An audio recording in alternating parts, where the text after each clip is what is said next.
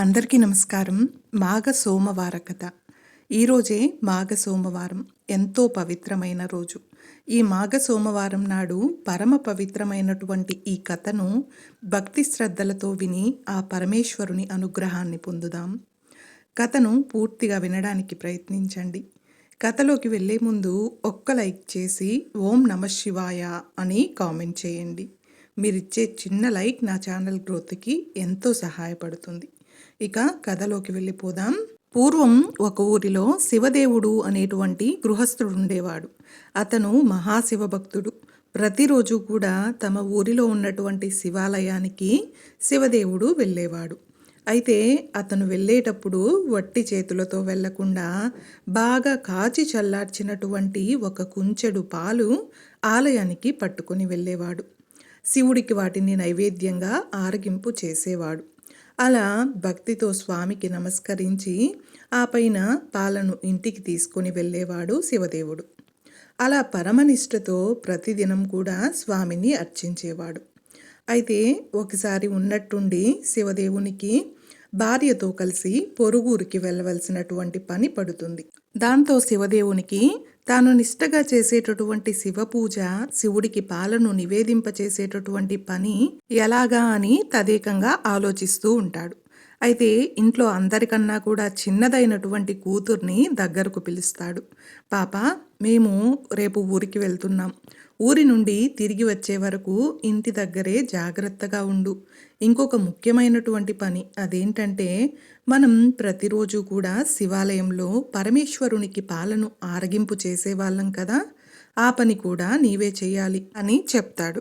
జాగ్రత్తగా కాచి చల్లార్చినటువంటి మంచి గోవు పాలను ఒక కుంచెడు కొలిచి పాత్రలో పోసుకొని గుడికి వెళ్ళాలి.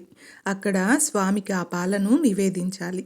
వెళ్తావు కదూ, ఇది మన నియమం తల్లి, వ్యర్థం కానివ్వవద్దు. ఆటలని పాటలని అటు ఇటు పరిగెత్తకుండా, స్నేహితురాళ్లతో కలిసి ఊరంతా తిరగకుండా ఇంటి పట్టునే ఉండి చెప్పినటువంటి ఈ పనిని తప్పకుండా ఆచరించమ్మా, మర్చిపోవు కదూ, మా బంగారం కదూ అని గడ్డం పట్టుకుని మరీ బ్రతిమలాడి చెప్తాడు. అలా గుడికి వెళ్ళేటటువంటి పని పాపకి అప్పగిస్తాడు శివదేవుడు. అందుకు పాప కూడా సరేనని చెప్తుంది. ఇక శివదేవుడు భార్యతో కలిసి పొరుగురికి వెళ్తాడు.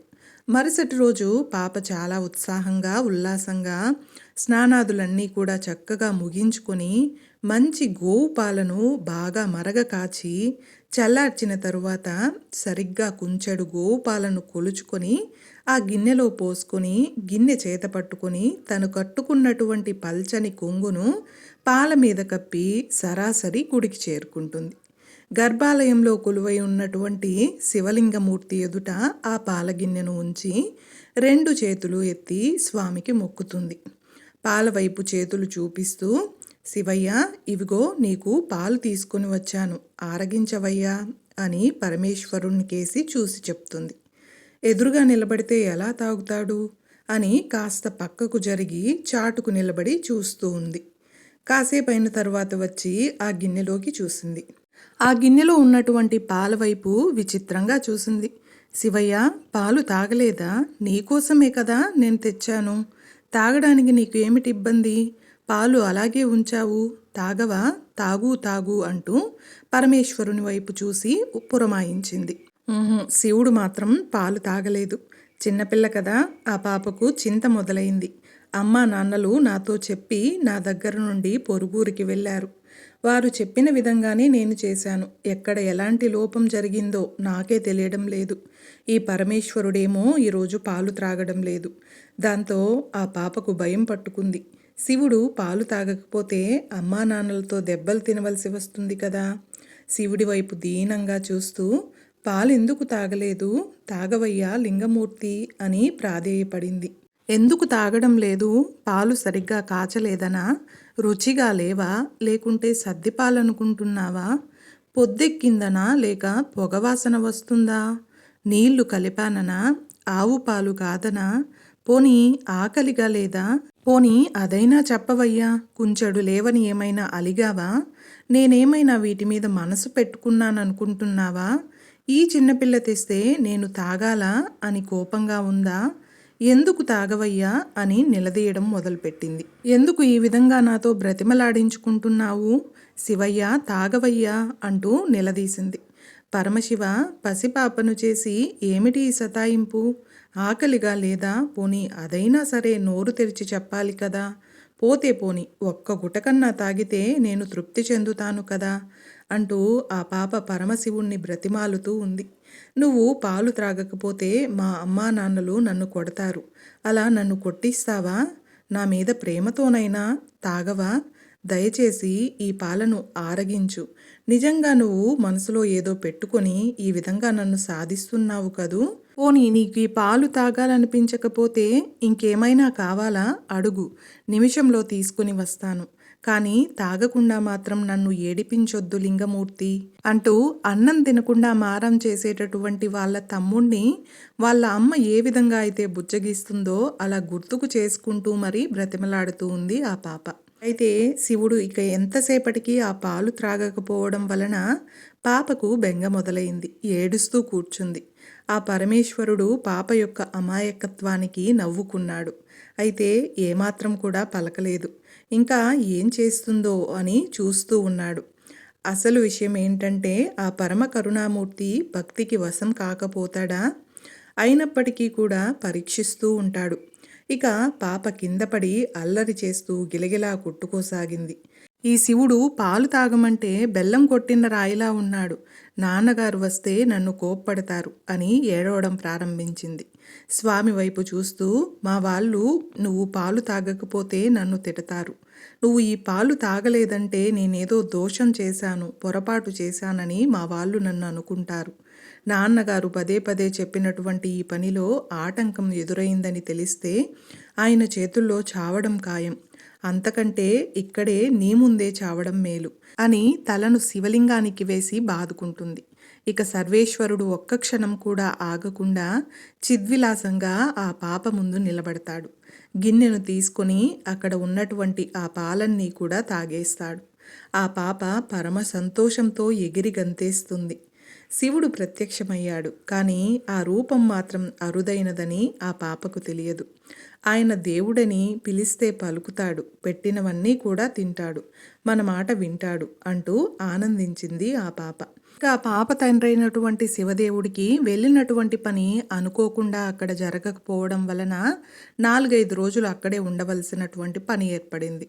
ఇక ఆ పాప కూడా తానే పాలు తేవడం, పరమేశ్వరునికి నివేదించడం అది శివుడికి బాగా నచ్చింది. అలా ప్రతిరోజు కూడా పాలు తేవడం, శివుడు త్రాగడం జరిగిపోతూ ఉన్నాయి. ఇక ఒకరోజు ఊరు వెళ్ళినటువంటి తల్లిదండ్రులు తిరిగి వస్తున్నారు. ఆ సమయంలో పాప పాలను శివుడికి ఆరగింపు పెట్టి ఇంటికి వెళ్తూ ఉంది. అమ్మా నాన్నలను చూసి ఎగిరి గంతేసింది. అంతలో శివదేవుడు పాప చేతిలో ఉన్నటువంటి పాలగిన్నెను చూస్తాడు. పాత్రలో పాలు లేవు. ఎక్కడికి వెళ్తున్నావు అని సందేహంగా అడిగాడు. పాప గుడిలో శివుడు పాలు తాగినటువంటి వ్యవహారం అంతా కూడా చెప్తుంది. ఇక శివదేవుడు పాప మాటలను అస్సలు ఏమాత్రం కూడా నమ్మలేదు. శివుడు పాలు తాగడమేమిటి? నువ్వేదో అబద్ధం చెప్తున్నావు. శివుడు పేరు చెప్పి నువ్వే తాగేశావా? నిజం చెప్పు అని అడుగుతాడు. అసలు శివుడికి నేను చేసేటటువంటి వ్రతాన్ని నేలపాలు చేశావు కదూ అంటూ ఆగ్రహంతో కూతుర్ని అనరాని మాటలు అంటాడు. పాప ఎంత చెప్పినా కూడా పాప మాటలు మాత్రం నమ్మనటువంటి శివదేవుడు మరునాడు పాప వెంట పరమేశ్వరుని మందిరానికి వెళ్తాడు. ప్రతిరోజులాగే పాప పాలను శివుని ముందు ఉంచి లింగమూర్తి ఆరగించవయ్యా అని పిలుస్తుంది.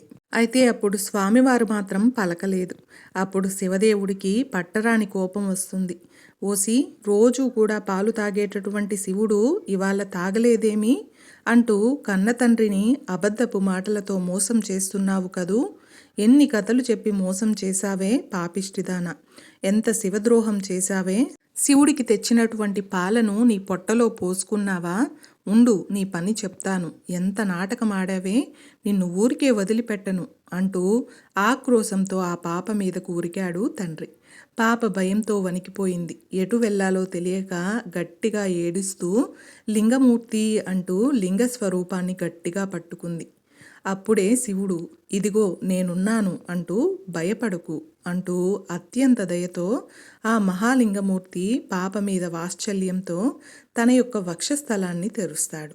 పాప అందులోకి చొరబడింది. ఇక తండ్రి వెంటపడుతూ పాప వెంట్రుకలను చేజిక్కించుకుంటాడు. ఎక్కడికి పోతావే అంటూ యువతలికి లాగబోయాడు. అప్పటికే ఆ పాప పరమేశ్వరునిలో ఐక్యమైపోయింది.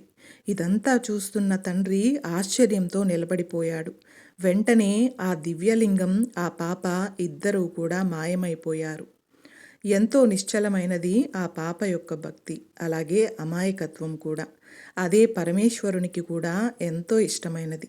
అందుకే తండ్రిని కాదని బిడ్డకు దర్శనమిచ్చాడు, తనలో ఐక్యం చేసుకున్నాడు. దానికి ఇంతకన్నా కూడా నిదర్శనమేముంటుంది చెప్పండి? ఆనాటి నుండి ఆ పాప గోడగూచి అనేటువంటి పేరుతో స్తుతించబడుతుంది. చూశారు కదండి, ఈ పరమ పవిత్రమైన మాఘ సోమవారం నాడు గోడగూచి అనే కథను విన్నాం కదా. ఈ వీడియో మీకు నచ్చినట్లయితే ఒక్క లైక్ చేసి నా ఛానల్ని సపోర్ట్ చేయండి. ఇంకా మరెన్నో ఇంట్రెస్టింగ్ వీడియోస్ కోసం నా ఛానల్ని సబ్స్క్రైబ్ చేయండి. Thanks for watching.